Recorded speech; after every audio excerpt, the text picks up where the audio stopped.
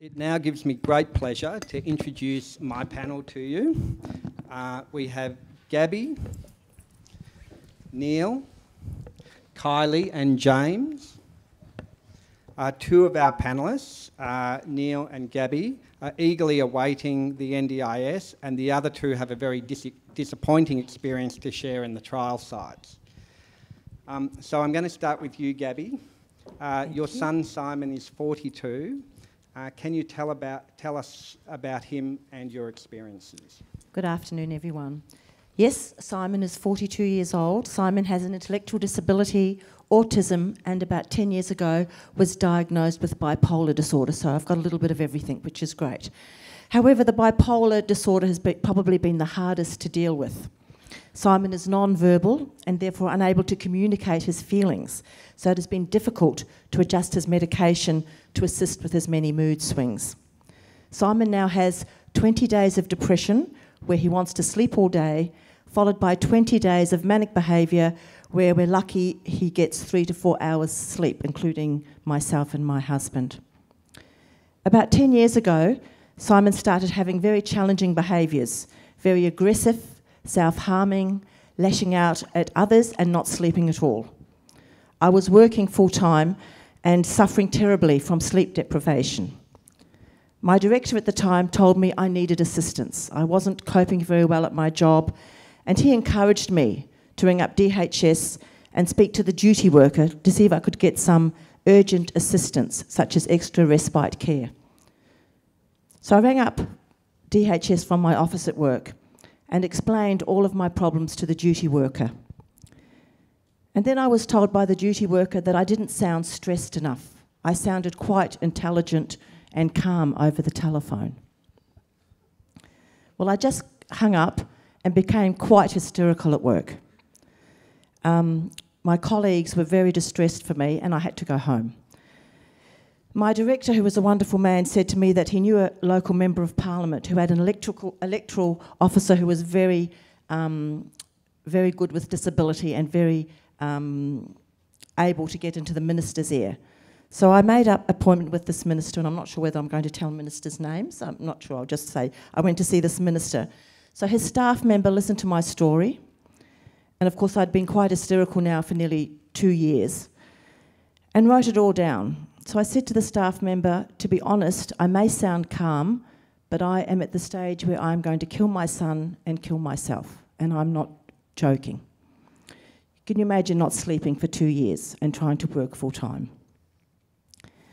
She gave my statement to the minister, who at that lunchtime, an hour later, took it straight to Parliament and handed it to the Minister of Disability Services. 2 hours later, I got a phone call from DHS telling me that a taxi was on the way to take my son into care, which was all I'd been asking, to have a break. So because I had threatened murder-suicide, I was given 2 days of respite.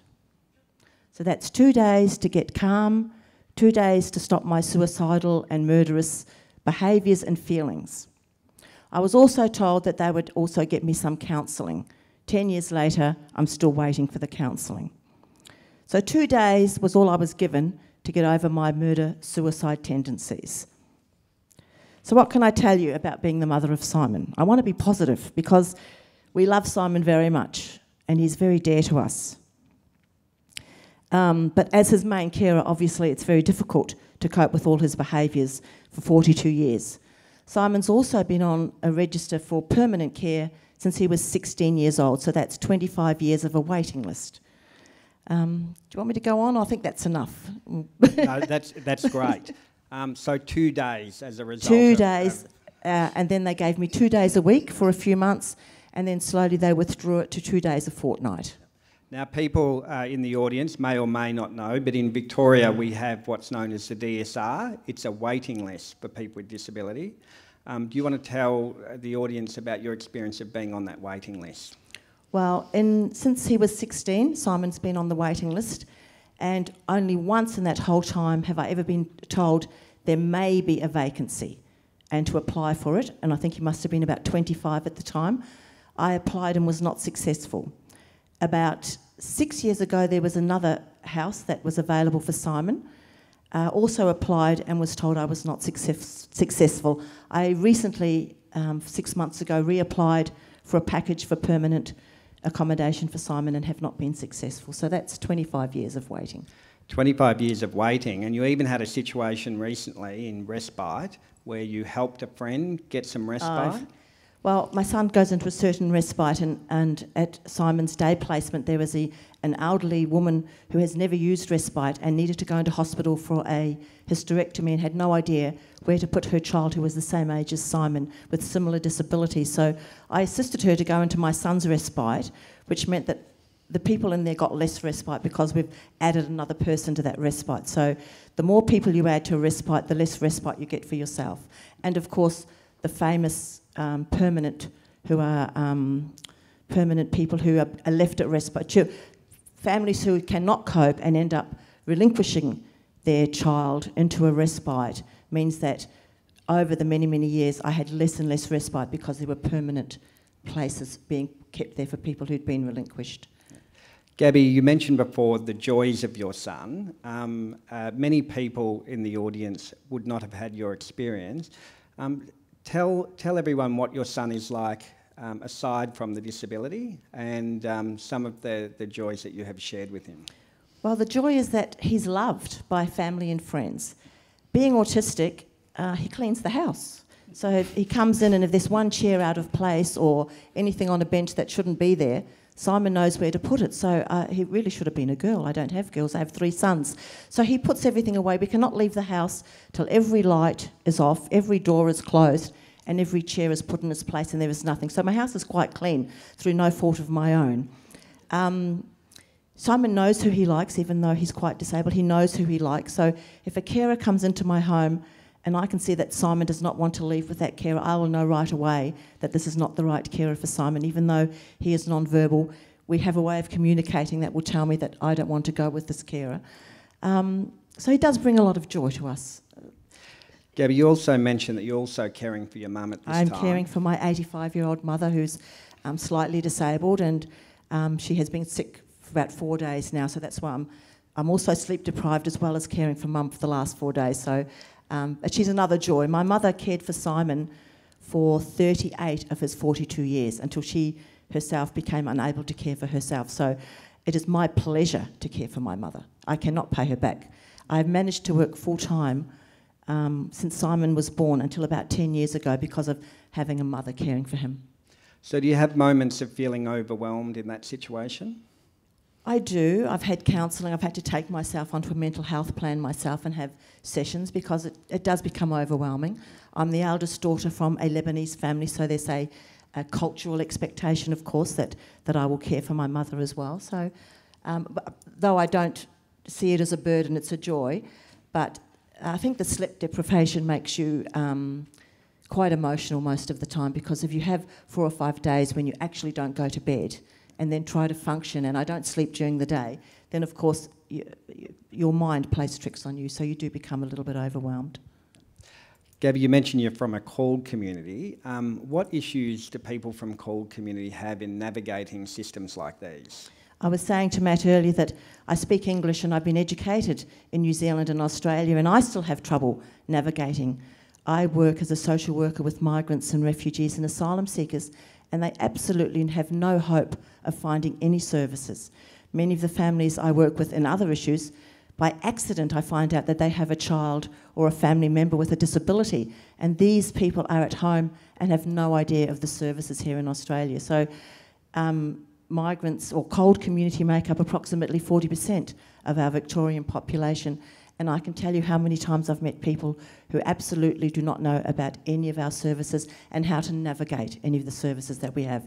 And Kylie and I spoke that even as English speakers, we have great difficulty accessing services. Having had that experience, what are your great hopes for the NDIS?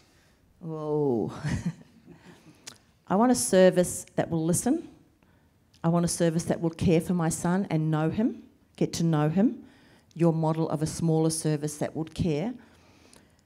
I want a service that I know I can trust. The first time my son ever spent in respite, My husband and I brought him home, stripped him, put him in the shower to make sure that his body wasn't damaged. Can you imagine that? I have many friends, Italian, Lebanese, Greek, Sudanese, who have daughters who are terrified to put that daughter into a respite because they see male workers. There are so many issues for many of our communities around service provision, but a service that will listen and care for my child. Yeah, many families that I've encountered suffer great guilt when they experience respite, and it must be so much harder when you're not sure that you can trust the service that you entrust your son or daughter to. Absolutely, and there's nothing you can do. Trust takes time. There is nothing you can do to find out. You can communicate, you can talk. Whenever my son goes to a service, whatever it is, I go to meet the staff. Whenever he goes to be found to a respite, I visit the respite. I take him, I personally go inside, make sure I know the names of all the staff there, get a feeling for the place, because trust is very difficult to find. Terrific. Now, I might at this point bring Neil into the conversation. Neil, can you share with the audience your own situation? Okay. Hi, everyone. My name's Neil, and what can I tell you about myself? I'm 55 years old. I'm lucky enough to work full-time despite living with a mental illness. I was diagnosed with a mental illness at the age of 19, and over the next 12, 13 years, I spent 2.5 years in psychiatric hospitals in various kind of like institutions and settings. You were talking about Groundhog Day. I spent a lot of time in Groundhog Day, which was a bedroom where the worst thing was waking up in the morning, opening my eyes. Yeah, that was the very thing I hated the most, and spent a lot of time, feeling very rejected and I suppose alienated from society. And over, I suppose, my journey has been a very long journey towards, I suppose, living a better life. And now I have a very kind of happy life. I have a family. I live in a nice place. But I realise everything is kind of temporary in life, and I realise, like how fragile, I suppose, people's security is, and particularly people with a mental illness. So that's why I'm here today, to, I suppose, spread the word and the message about how important, if we are going to kind of properly deliver an NDIS for people with a mental illness or a psychosocial disability, that it be done in a way that really meets people's needs. Neil, when we spoke, you said that it was really critical that people in society embrace people with mental illness and include them in things like employment and community inclusion and other opportunities. And you said in those early days it was quite tough in terms of people would say that you may never work again, and you were at one stage even advised to find a job that you'd never get stressed in.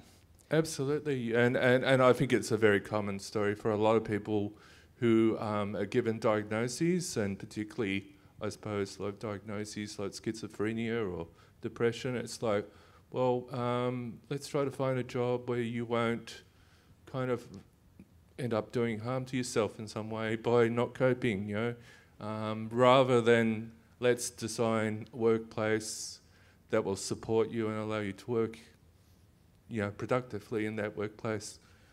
Yeah. And you also said that mental health is quite fluid, that 1 minute a person can be quite unwell, and then, as in your own situation, that you're now working and you're in a really good place. Absolutely, and I think that's the tricky thing about mental illness, and I suppose about also in relation to the NDIS around permanence and the idea of a mental illness being permanent and lasting, when for anyone who is living with a mental illness, it's a very different scenario. I suppose it's what's around the corner really that is the important thing, and whether the NDIS is willing to support what's around the corner for people or not. Neil, you also mentioned that even though there's been some problems in the mental health sector in the past, we've got to be careful that when we move forward, we don't leave certain things behind, and that there are actually some good services there, and it's important that they stay.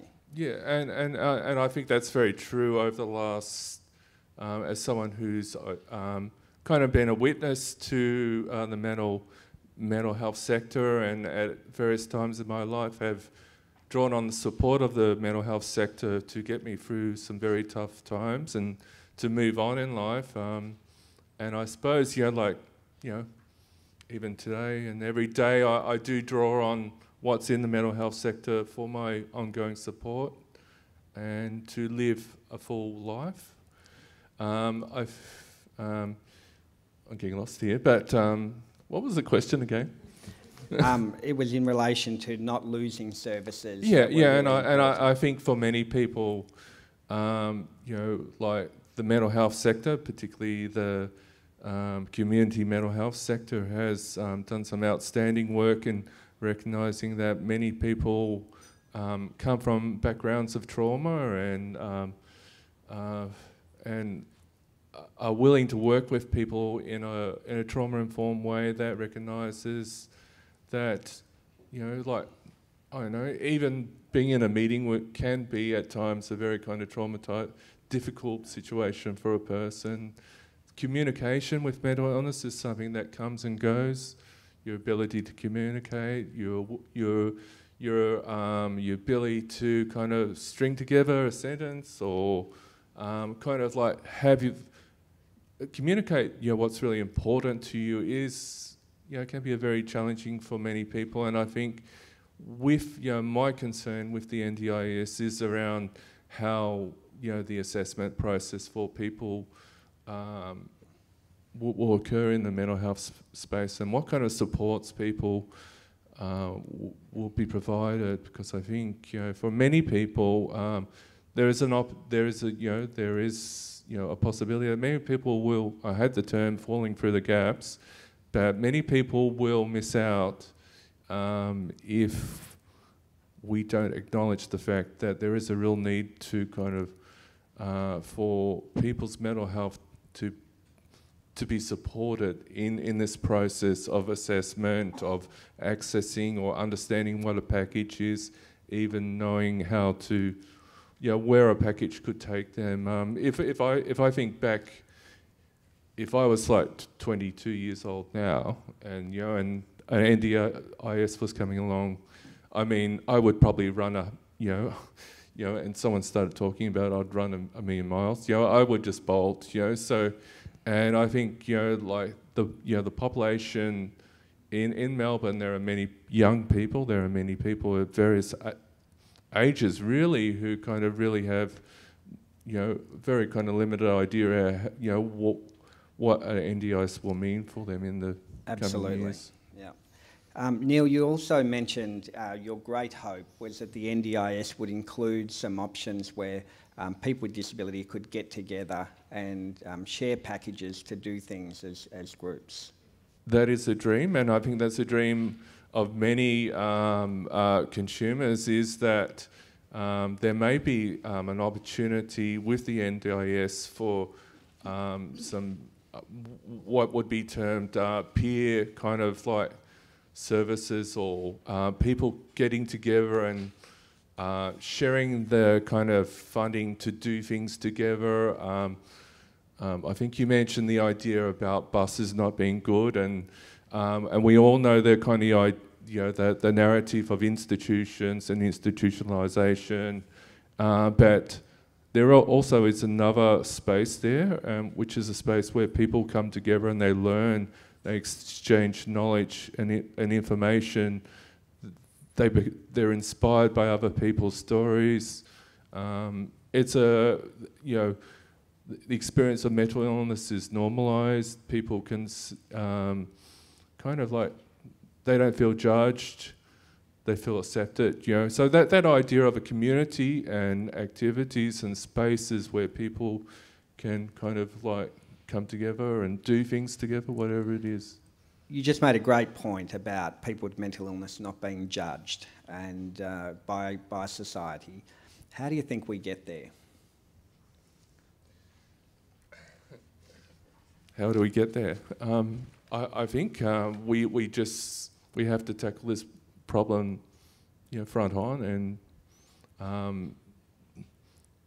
and every day just kind of like chip away at the problem. And I've seen us getting closer to there, and I think the journey is there's a long way to go within our society to kind of get to a point where I suppose there is that kind of equality for people with a mental illness in our society. But and there are many reasons for that people would be aware of, just even how mental illness is kind of viewed in our kind of society and in our media.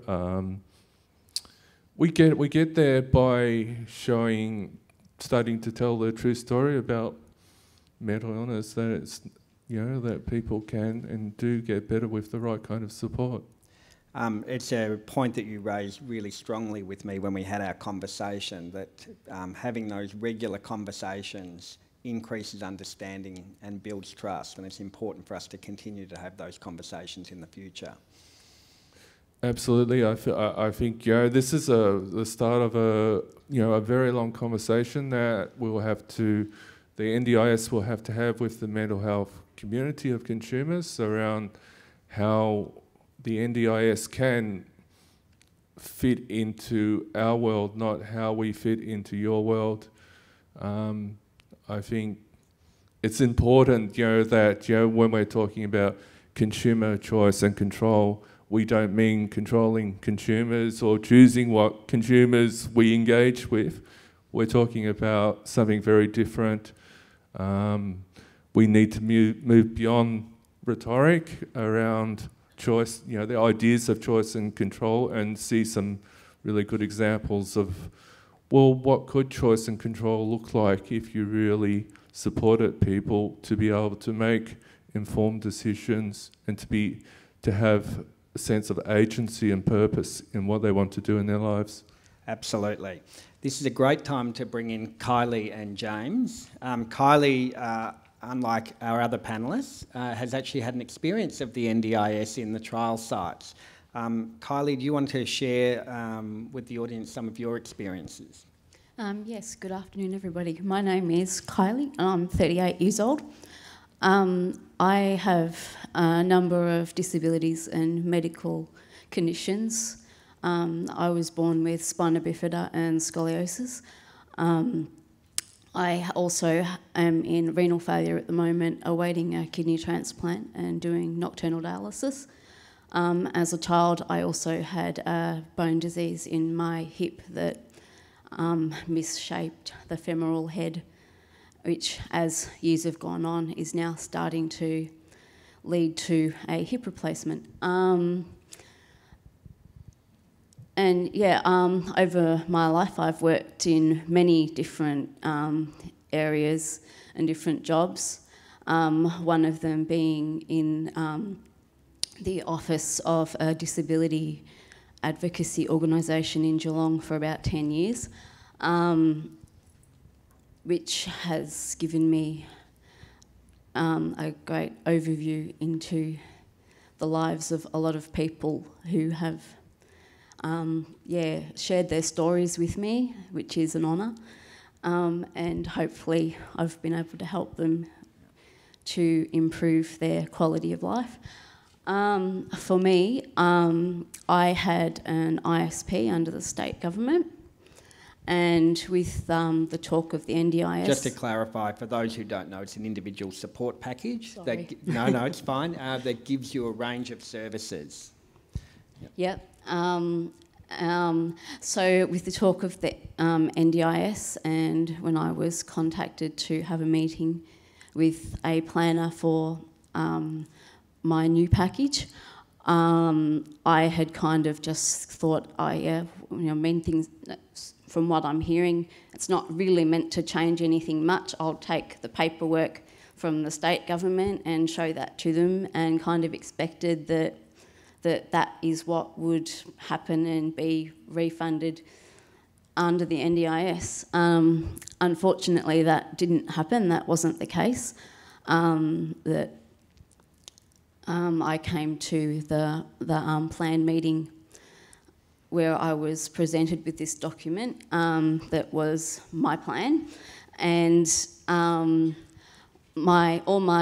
the funding that I had for physical therapies, being a physio, chiropractor, myotherapist, those kind of people, to keep my mobility, had been taken out, and I was told point blank, we don't fund physical therapies, and that you were going to have to find another way to fund your physical therapies if you want to continue having them. So that would contradict the principle in Victoria that we have of no loss from the old ISP system to the NDIS. Absolutely. It was a bit of a shock, to be perfectly honest. And so with that, I asked for an internal review to be made of that decision, in which the decision was upheld. And at that point, I was quite sick with some viral infections and things, and not coping particularly well as it was. And then, yeah, so slowly over the months, my mobility, which at that point I walked with a limp, my mobility, my muscles started to seize up, because having a scoliosis, your body, obviously you have a curve in your spine, so one side of your muscles pulls downwards and the other side gets pulled upwards. So over a matter of months, I ended up having to quit my job because I physically couldn't do it any longer. I was enrolled in a early childhood development and education course, which, because I love children and I was aiming to be a kindergarten teacher, which has also had to get put on hold at the moment, because to do a 0 to 2 year old placement isn't going to work so well in a wheelchair. So that, I suppose, is the immediate impacts of one decision on one person's life.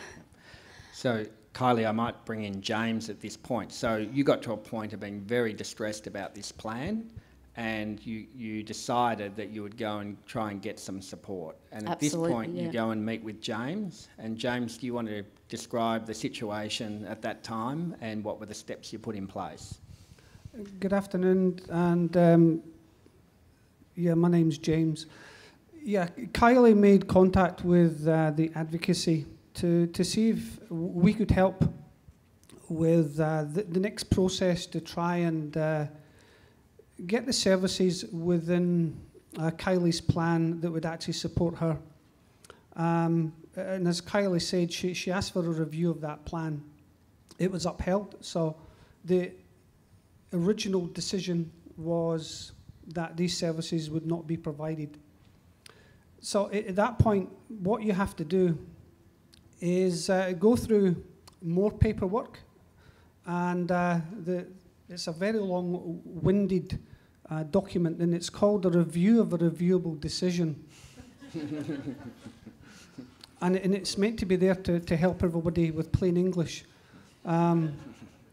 It's certainly not plain English. So what that means is the original decision needs to be reviewed internally within the NDIA, and if they still uphold that, then it becomes reviewable, which then allows that decision to be taken to the Administrative Appeal Tribunal. So that can take probably 3 to 4 months for the internal review, so that review part. And in Kylie's case, it came back that they would not change the initial review. So the funding was still going to stay in place. Kylie was not going to get the services and provision. And the other option to that at the end of it was to go and seek review at the Administrative Appeal Tribunal. Terrific. So I'll take it back to you, Kylie. So this ended up at the Administrative Appeals Tribunal, and you attended on the day. Tell us what that experience was like. Well, the Administrative Appeals Tribunal is actually a 3-part process. So you have like a directions kind of hearing to start with, and then a conciliation hearing, and then if a solution isn't come to at the conciliation hearing, it then goes to a hearing before a judge who makes a decision. So I went through the first 2 processes, and we didn't have a conciliation with the NDIA. So I actually went on then to a hearing, which I have won. The judge has agreed that my physical therapies are reasonable and necessary support. So yeah, the actual hearing before a judge is quite an intimidating process.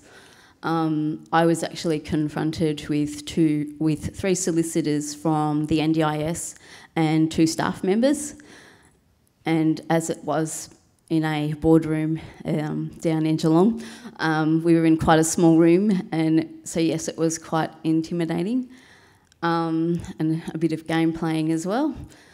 But fortunately, I had been given a legal aid lawyer, which, you know, I mean, without her, I would have been in all sorts of trouble.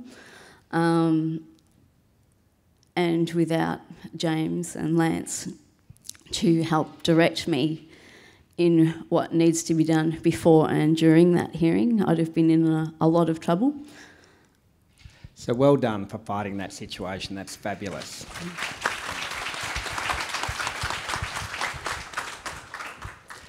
How do you think other people with disability might go with such a difficult road to get such an outcome?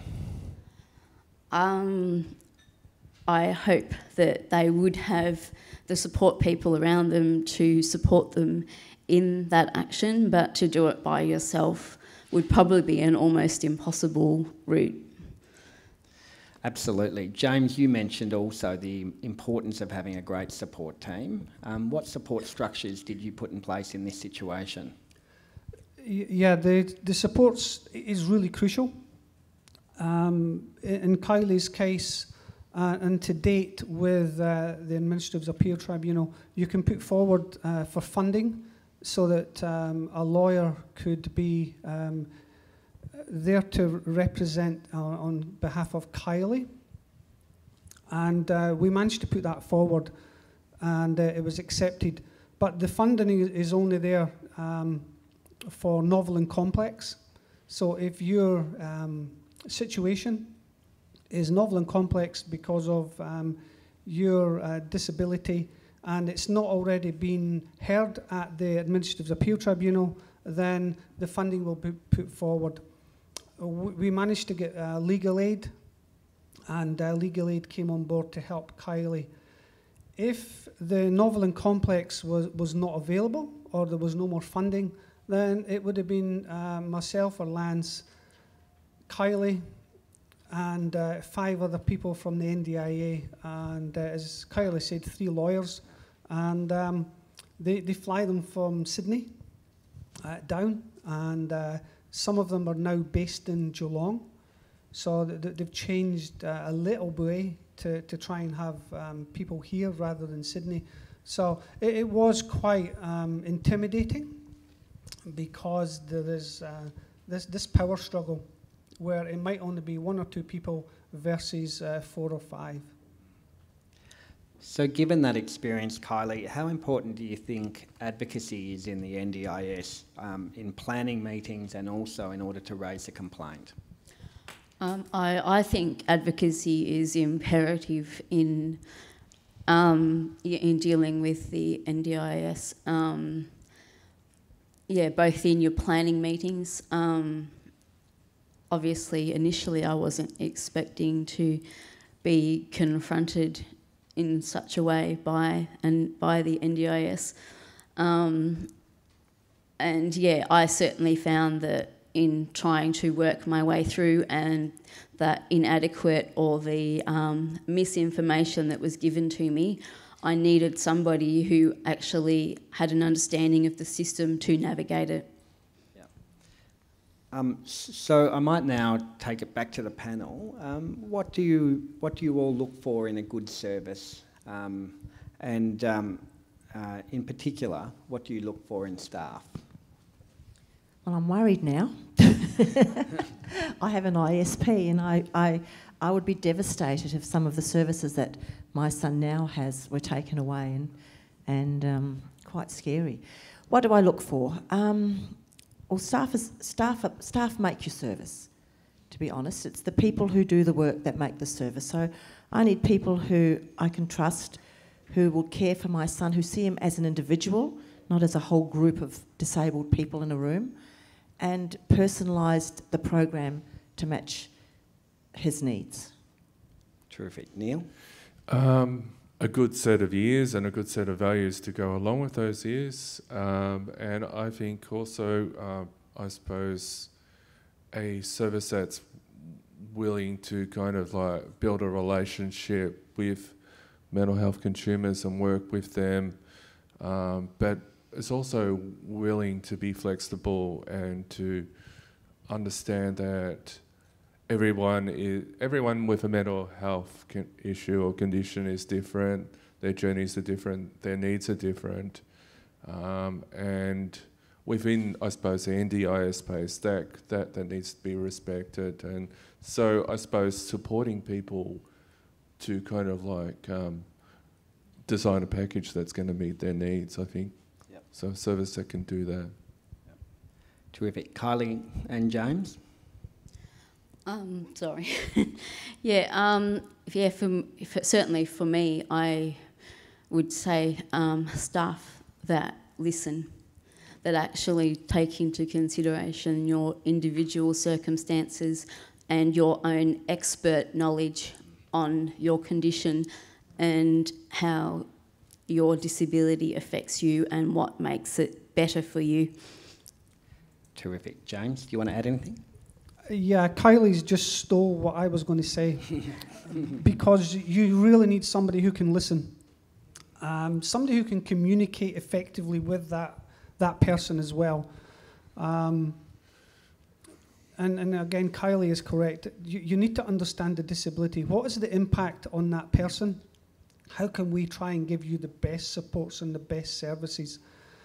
And you really need to have somebody who's really quite methodical and able to go through the disability, the services, what is available, how could we maybe change some of the plan, all of the plan, depending on that. So it's a two-way conversation, and that person really has to be good at communicating, to be honest. That's it. They have to be very good at communicating and very good at listening as well. Absolutely. And be there for the right reasons. Yeah. On that note, I'd really like to thank the panellists, Gabby, Neil, Kylie and James, for sharing their experiences so openly and giving us all a really invaluable insight into their